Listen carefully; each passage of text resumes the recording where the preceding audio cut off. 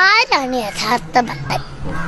അധ്വേഷ്ടാ സർവഭൂതാനാം മൈത്രകരുണയേവ ച നിർമ്മമോ നിരഹങ്കാരഃ സമദുഃഖസുഖക്ഷമി സന്തുഷ്ട സതതം യോഗി ഏതാത്മാ ദൃഢനിശ്ചയഃ മയ്യർപ്പിതമനോ ബുദ്ധിർ യോ മദ്ഭക്തസമേ പ്രിയ.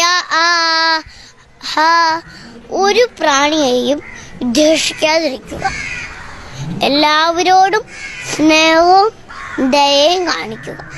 ഒന്നിലും തൻ്റെ തന്നെ സ്വാർത്ഥബുദ്ധി ഇല്ലാതിരിക്കുക. അഹങ്കാരം ഉപേക്ഷിക്കുക. സുഖദുഃഖങ്ങളെ ഒരുപോലെ കണക്കാക്കുക. ക്ഷമയെ വളർത്തിക്കൊണ്ടുവരിക. സദാ സന്തുഷ്ടിയും സമചിത്തതയും പാലിക്കുക. ആത്മസംയമനം പാലിക്കുക.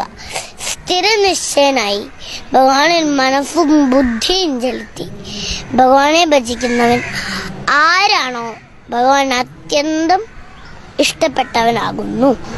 കുരുക്ഷേത്ര യുദ്ധത്തിൽ അർജുനൻ വിഷാദത്തോടെ തളർന്നിരുന്നു. അതുവരെ കേവലം ഒരു തോഴനായി മാത്രമാണ് അർജുനൻ ഭഗവാനെ കണ്ടിരുന്നത്.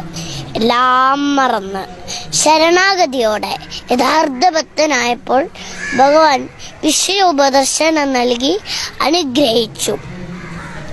പാർത്ഥസാരഥിയായി.